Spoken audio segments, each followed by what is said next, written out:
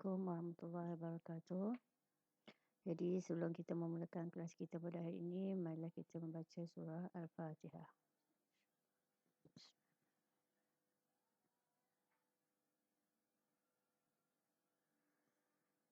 Okey, amin ya rabbal alamin. Baik, apa khabar semua? Jadi cikgu harap anda semua sihat sejahtera ya.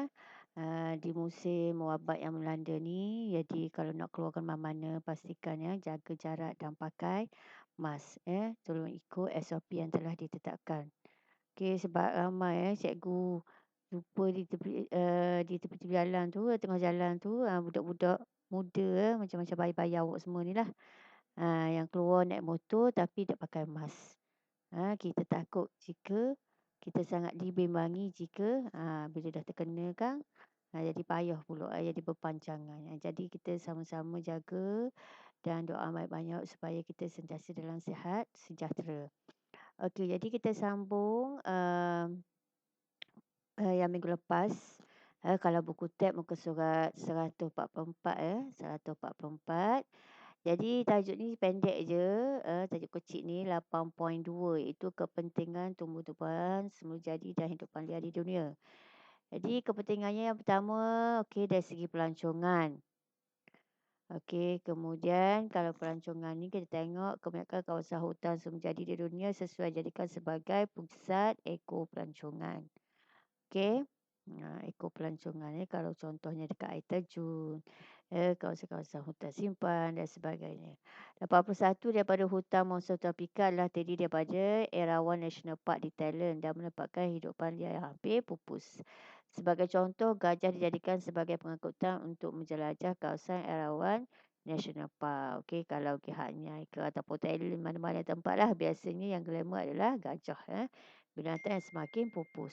Di kawasan gurun panas, unta turut dijadikan sebagai pengangkutan dan tarikan pelancong. Okey, ini kawasan gurun panas.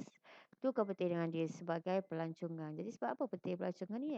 Jadi bila orang melancong ke negara kita, maka akan bertambahlah dana negara. Bila berlaku pertukaran wang mata asing tu dan dia berbelanja di negara kita, maka bertambahlah duit ke negara kita. Okey, seterusnya untuk penghalang hakisan. Yang ini contoh hutan paya air masin. Okey, tumbuh-tumbuhan semula jadi memainkan peranan penting dalam menghalang hakisan tanah.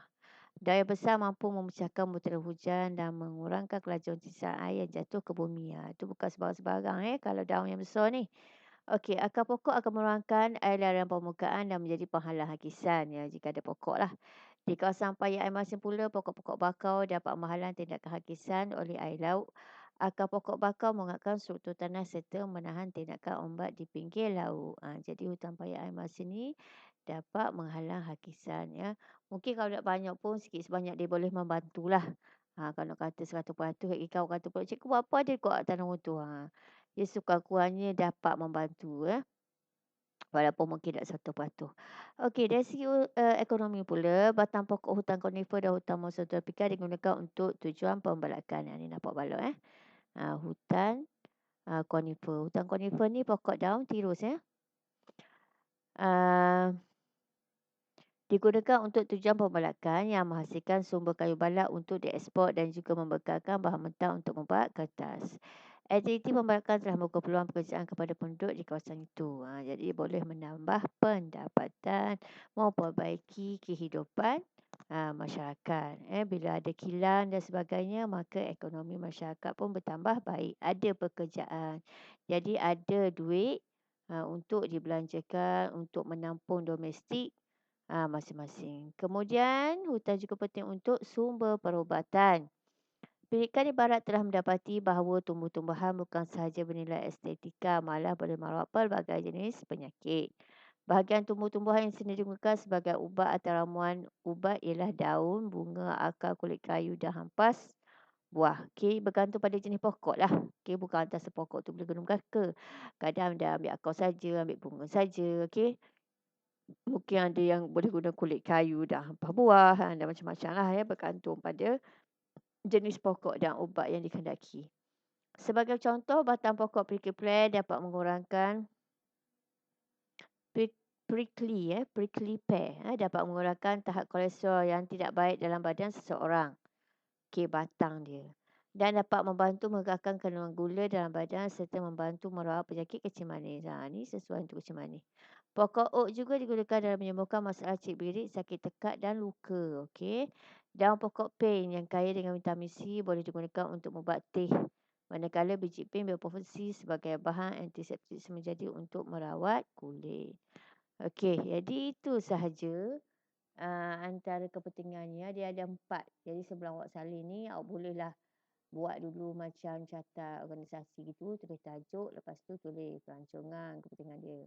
Pahala hakisan, ekonomi, okey, dan juga sumber perubatan. Okey, lepas tu bawah dia tu pula barulah awak boleh salin ni nota-nota ni. Kalau boleh ringkaskan lagi bagus. Okey. Kemudian tengok ulas hari dia. Apa dia kata? Cabang falsafat. Masuk estetika, cabang falsafat yang mengkaji konsep berkaitan dengan keindahan, cita rasa dan lain-lain. Okey, latih diri B. Bagaimanakah tumbuh-tumbuhan semenjadi dapat menghalang hakisan? Jadilah. Macam dia kata tadi tu. Okey, dapat menghalang hakisan ni. Sebab satu daun yang besar. Satu lagi akar pokok. Jadi dia mengurangkan aliran permukaan, dapat menghalang hakisan. Daun yang besar ni boleh memecahkan butiran air hujan. Okey. Yang jatuh. Jadi dia duduklah kuat sangat kan. Bila dia jadi halus-halus tu dia kuranglah untuk berlaku runtuhan dan sebagainya. Okey.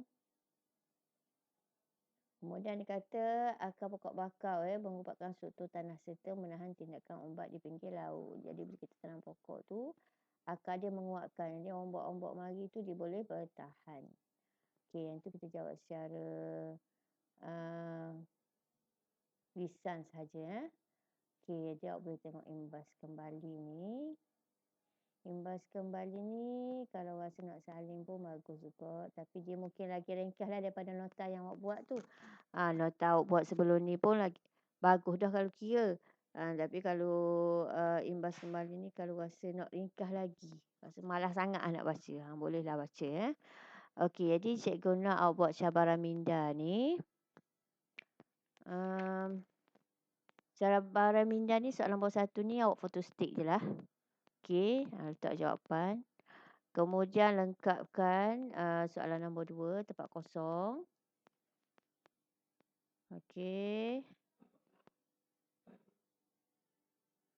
Kemudian soalan nombor 3 dan nombor 4 tu tak payah buatlah, kita boleh bincang je. Yang ni dia suruh awak buat perbandingan antara hutan hujan tropika dan hutan monsun tropika. Awak kena carilah sisi hutan hujan tropika dengan monsun tropika ni nampak dekat-dekat sebab kita negara yang berjiran yang mengalami iklim macam ni. Tapi dia berbeza, ada juga perbezaan. Okey, jadi setakat ni cikgu rasa untuk minggu ni sampai sini saja sehingga 100 muka surat 147. Jadi tamatlah kita part 8. Jadi cikgu harap buatlah masa yang terluang yang ada ni.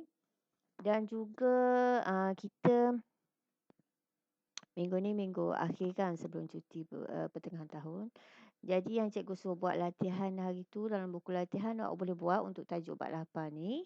Dan buku latihan tu, buku modul tu, buku latihan 2B tu. Dan juga ada cikgu bagi hari tu soalan tau. Soalan periksa tau. Jadi awak boleh buat jugalah masa cuti soalan periksa tu. Dan buku modul tu kalau rasa awak nak buat masa cuti pun tak apa, teruskan. Tak payah salin soalan, letak jawapan saja dalam buku latihan. Jadi kalau ada apa-apa awak boleh tanya. Setakat ini saja dulu.